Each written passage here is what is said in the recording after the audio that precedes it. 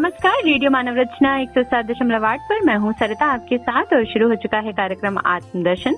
श्रोताओं, जैसे कि आप सब जानते हैं, इस कार्यक्रम में हम बात करते हैं कुछ ऐसी पुस्तकों के विषय में, ऐसे ग्रंथों के विषय में जिससे हमें बहुत सारा ज्ञान मिलता है। आध्यात्मिक ज्ञान हम आप तक पहुंचाने की कोशिश करते हैं। और इस कार्यक्रम में आजकल हम जिस विषय पर बात कर रहे हैं वो है श्री रामचरितमानस, जिसे तुलसीदास जी ने लिखा है। अवधी भाषा में ये लिखी गई है। इसका वर्णन हम इस कार्यक्रम में कर रहे हैं और हमेशा की तरह हमारे साथ स्टूडियो में मौजूद हैं रागलेखा दासी जी, चरणाश्रित युगाचार्य श्रीमद भक्ति वेदांत नारायण गोस्वामी जी की शिष्या। रागलेखा दासी जी, आपका स्वागत है हमारे स्टूडियो में। हरे कृष्ण जी। तो श्रोताओं, श्री रामचरितमानस जो है हमने पिछले कई एपिसोड से शुरू कर दी है और बाल कांड का वर्णन जो है चल रहा था। पिछले एपिसोड में हमने जानी वो कथा, वो प्रसंग जाना जिसमें जो शिव जी का विवाह जो है वो तय हो चुका है पार्वती जी से। किस तरह से पार्वती जी ने इतनी तपस्या की, कठोर तप किया, तब जाकर उनको शिव जी जो है वो मिले हैं और सती का ही रूप है पार्वती जी। तो ये प्रसंग जो है चल रहा था। तो आगे बढ़ते हैं और रागलेखा दासी जी से इस प्रसंग को आगे जानते हैं। जी रागलेखा दासी जी। तो अब शिव जी के विवाह का प्रसंग चल रहा है कि विवाह कैसे हुआ। तो सब देवता अपने अपने भांति भांति के वाहन और विमान सजाने लगे। कल्याणप्रद मंगल शगुन होने लगे। अप्सराएं गाने लगी। शिव जी के गण शिव जी का श्रृंगार करने लगे। जटाओं का मुकुट बनाकर उस पर सांपों का मोर सजाया गया। शिव जी ने सांपों के ही कुंडल और कंगन पहने, शरीर पर विभूति रमाई और वस्त्र की जगह बागांबर लपेट लिया। शिव जी ने सुंदर मस्तक पर चंद्रमा, सिर पर गंगा जी, 3 नेत्र और सांपों का ही जनेऊ, गले में विष और छाती पर नर मुंडों की माला थी। इस प्रकार उनका वेश अशुभ होने पर भी कल्याण के धाम और कृपालु है। एक हाथ में त्रिशूल और दूसरे हाथ में डमरू सुशोभित है। शिव जी बैल पर चढ़कर चले, बाजे बज रहे हैं। शिव जी को देखकर देवांगनाएं मुस्कुरा रही हैं और कहती हैं कि इस वर के योग्य दुल्हन संसार में नहीं मिलेगी। विष्णु और ब्रह्मा आदि देवताओं के समूह अपने अपने वाहन पर चढ़कर बारात में चले। देवताओं के समाज सब प्रकार से अनुपम परम सुंदर था, पर दूल्हे की योग्य बारात न थी। तब विष्णु भगवान ने सब दिक्पालों को बुलाकर हंसकर ऐसा कहा, सब लोग अपने अपने दल समेत अलग अलग होकर चलो। शिव जी ने भी सब गणों को बुलवा लिया। शिव जी की आज्ञा सुनते ही सब चले आए और उन्होंने स्वामी के चरण कमलों में सिर नवाया। तरह तरह की सवारियां और तरह तरह के वेश वाले अपने समाज को देखकर शिव जी हंसे। कोई बिना मुख का है, कोई बहुत से मुख का है, कोई बिना हाथ पैर का है तो किसी के कई हाथ पैर हैं, किसी की बहुत आंखें हैं, किसी की एक भी आंख नहीं है, कोई बहुत मोटा ताजा है तो कोई बहुत दुबला पतला है। उन्होंने भयंकर गहने पहने, हाथ में कपाल लिए हुए, सबके सब शरीर में ताजा खून लपेटे हुए। गधे, कुत्ते, सुअर, सियार के सिर्फ उनके मुख हैं।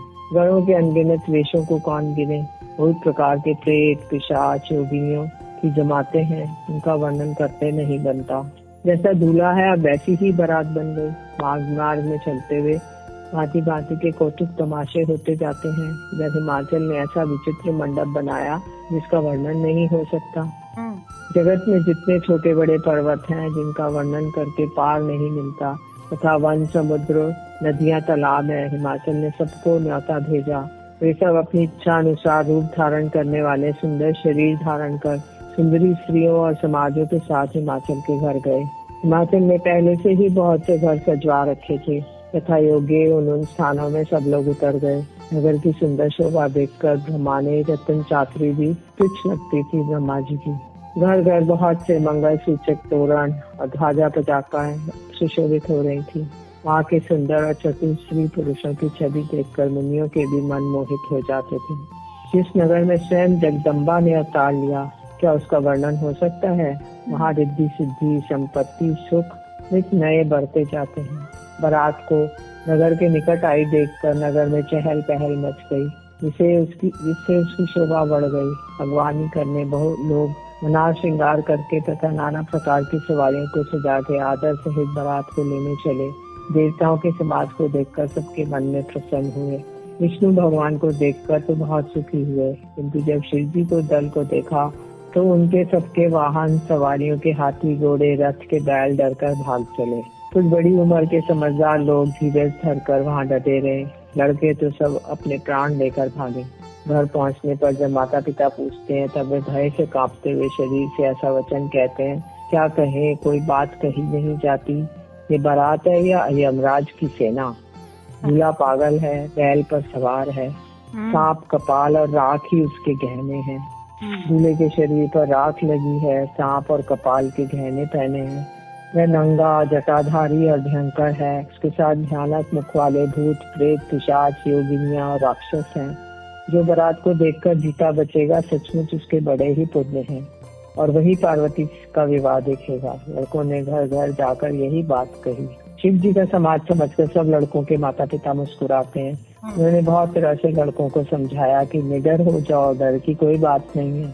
अगवानी करने जो लोग गए थे वो बारात को लेवा लाए। उन्होंने सबको सुंदर जनवासे ठहरने को दिए। नैना ने, पार्वती जी की माता ने शुभ आरती सजाई और उनके साथ की स्त्रियां उत्तम मंगल गीत गाने लगी। सुंदर हाथों में सोने का थाल शोभित है। इस प्रकार नैना हर्ष के साथ शिव जी का परिचय करने लगी। जब महादेव जी को भयानक वेश में देखा तो सब स्त्रियां मन में बड़ा भारी उनके भय उत्पन्न हो गया। बहुत ही डर के मारे भागकर वे घरों में घुस गईं। शिव जी जहाँ जनवासा था वहाँ चले गए। नैना के हृदय में बड़ा दुख हुआ।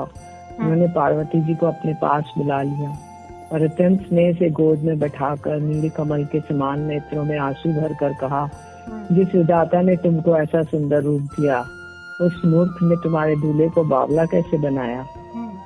जो फल कल्प वृक्ष में लगना चाहिए उसे जबरदस्ती बबूल में लगा रहा है। मैं तुम्हें लेकर पहाड़ से गिर पड़ूंगी, आग में जल जाऊंगी, समुद्र में कूद पड़ूंगी। चाहे घर उजड़ जाए, संसार भर में अपकीर्ति फैल जाए, और जीते जी बावले वर्ष से तुम्हारा विवाह ना करूंगी। हिमाचल की श्री नैना को दुखी देखकर सब स्त्रियां व्याकुल हो उठी।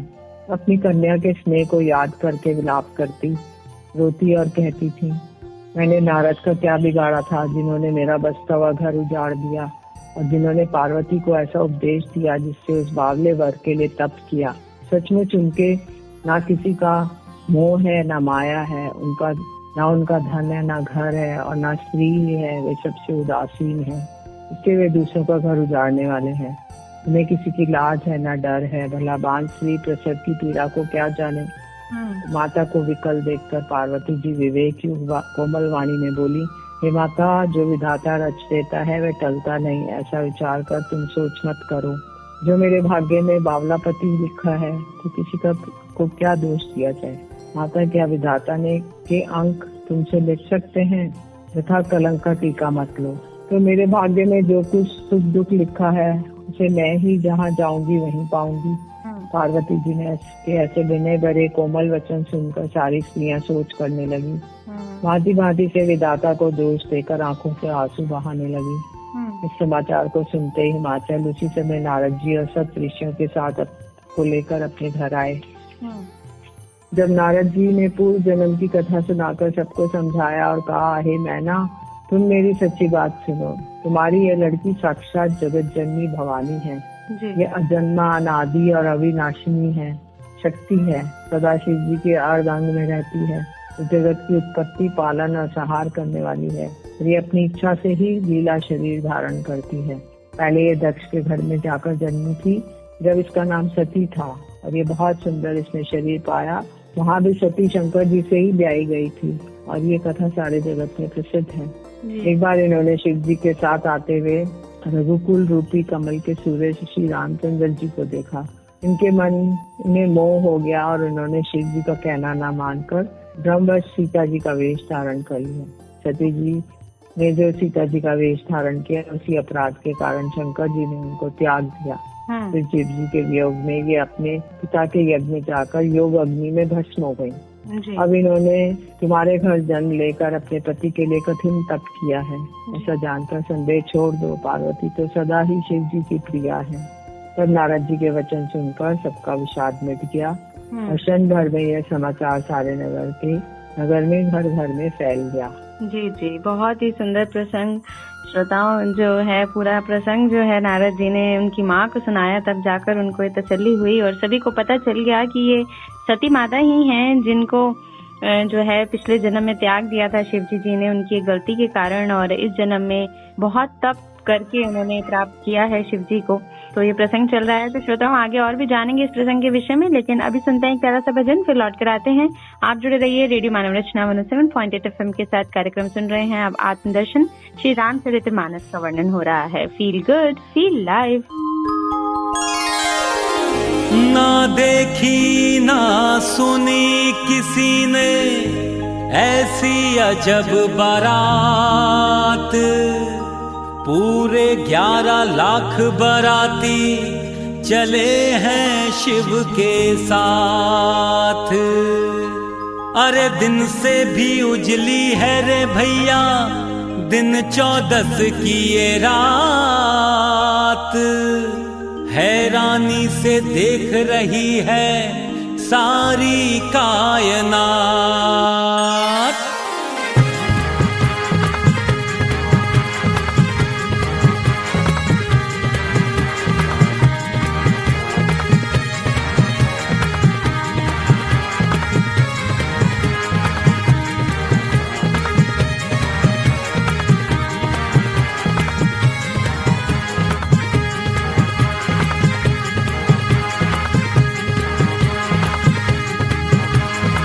बोल के बम बम,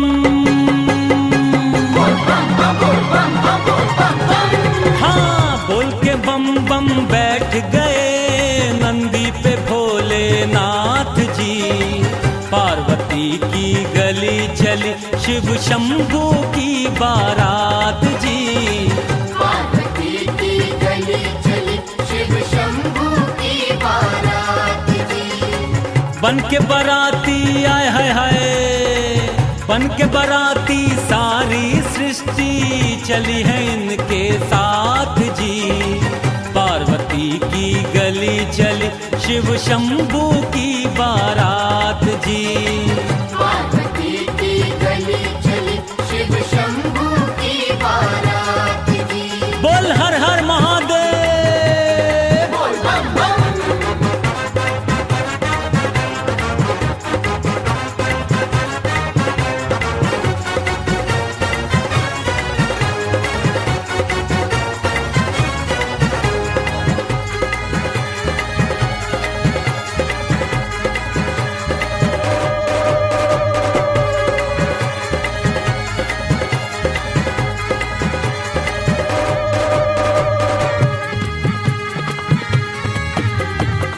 माथे पे सर्पों का सेहरा सजा है, अंग भभूत लगा ली, अंग भभूत लगा ली।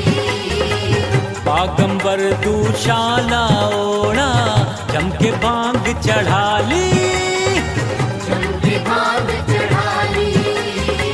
पीछे देवता, हाँ पीछे देवता चले हैं आगे, भूतों की जमात जी। पार्वती की गली चली शिव शंभू की बारात जी। पार्वती की गली चली शिव शंभू की बारात जी। बोल हर हर महादेव, बोल बम बम।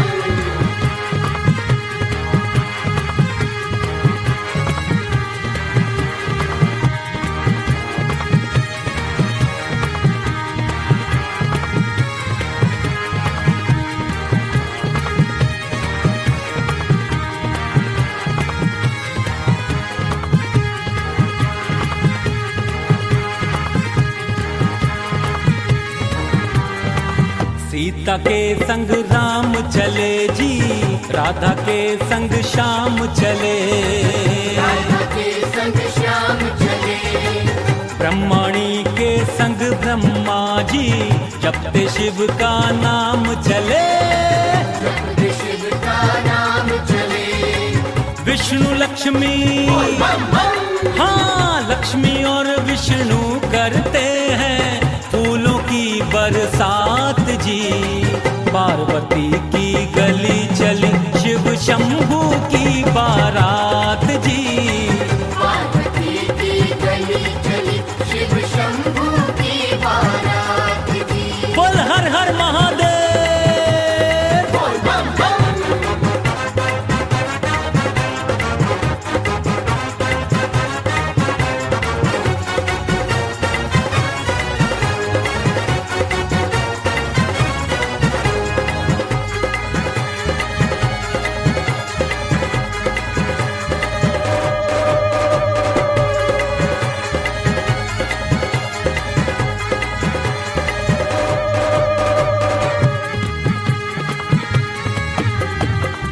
मनमोहन की मुरली बाजी, वीणा सरस्वती की, वीणा सरस्वती की।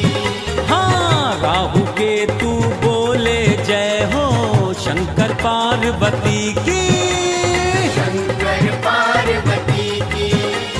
चरणजीत ने, हाँ, चरणजीत ने गीत बनाकर कह दी सारी बात जी। पार्वती की गली चली, शिव शंभू की बारात जी। पार्वती की गली चली, शिव शंभू की बारात जी। पार्वती की गली चली, बोल हर हर महादेव। बारात जी। पार्वती की गली चली, शिव शंभू की बारात जी। बोल हर हर महादेव। बोल बम बम।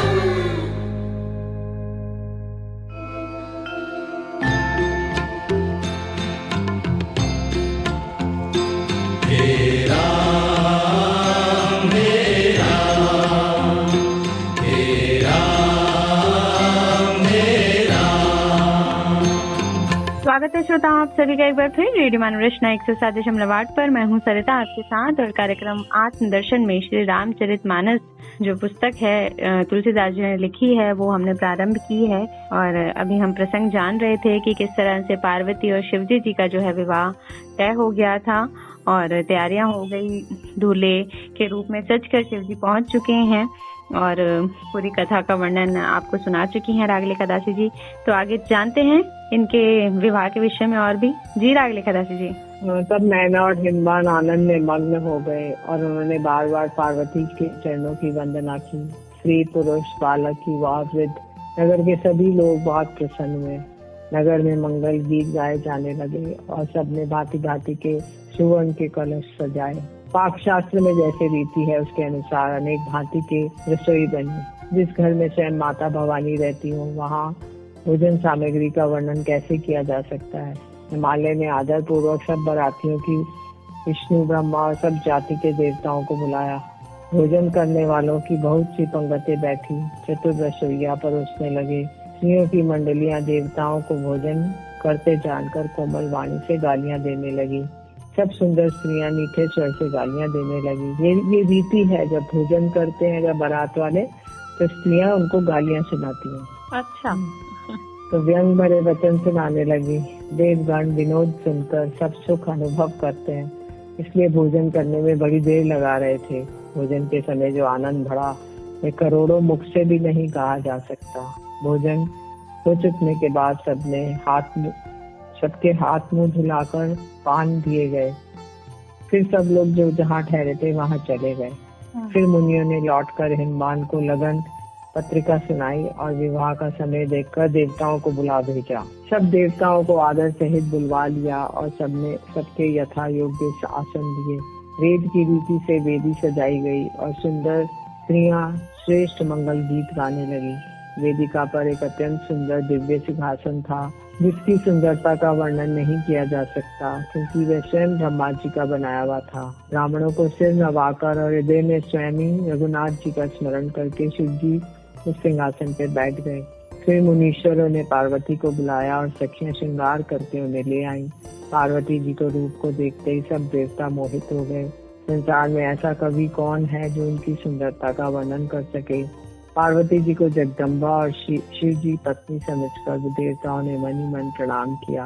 भवानी जी सुंदरता की सीमा है, करोड़ों मुखों से उनकी शोभा नहीं कही जा सकती।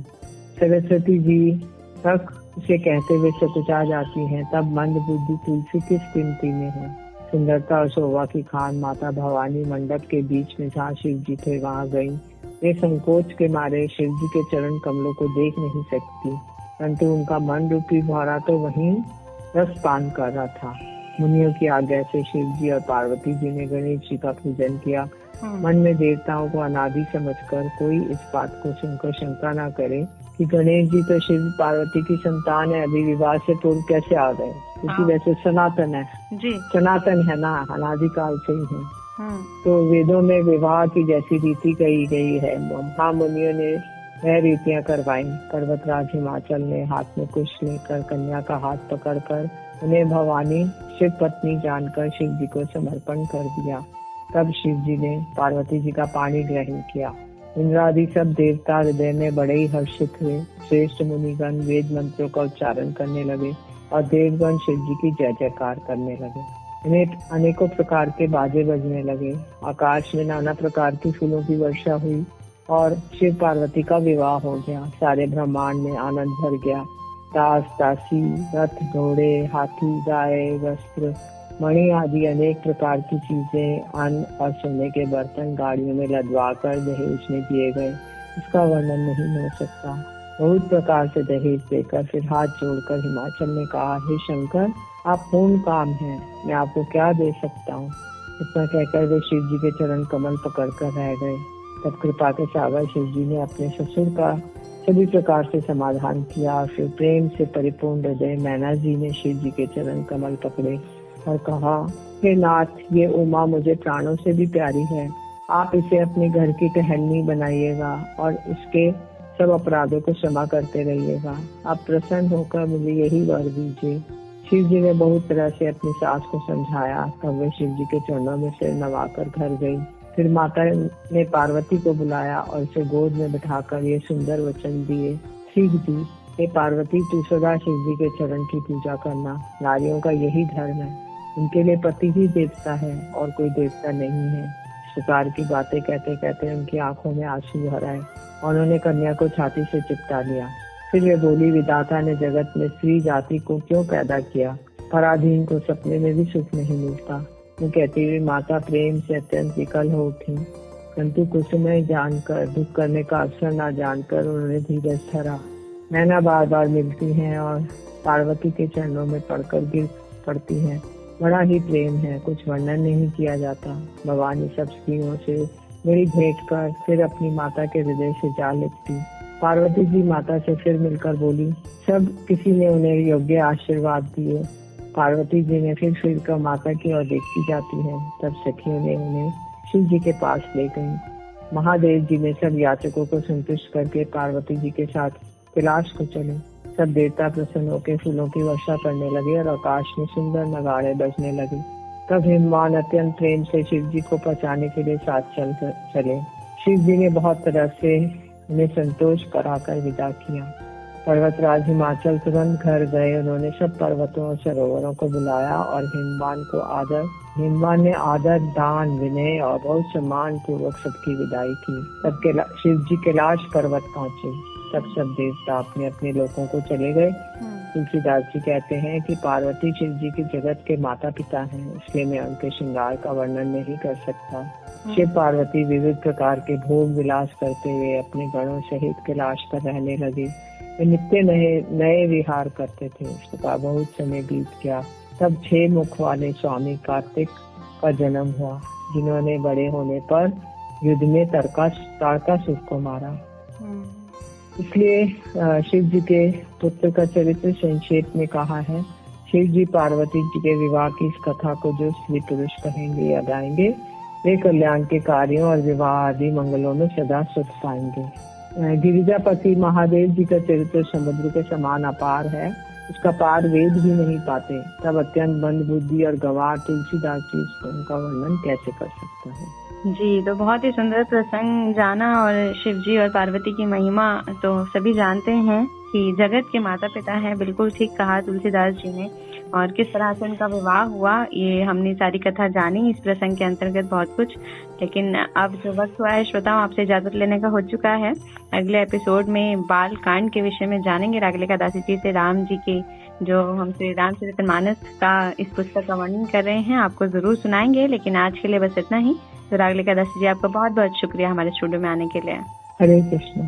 जी दोस्तों, आज के लिए हमें इस कार्यक्रम से दीजिए इजाजत और आप सुनते रहिए रेडियो मानव रचना 107.8 पर आने वाले अन्य कार्यक्रमों को भी। Feel good, feel live.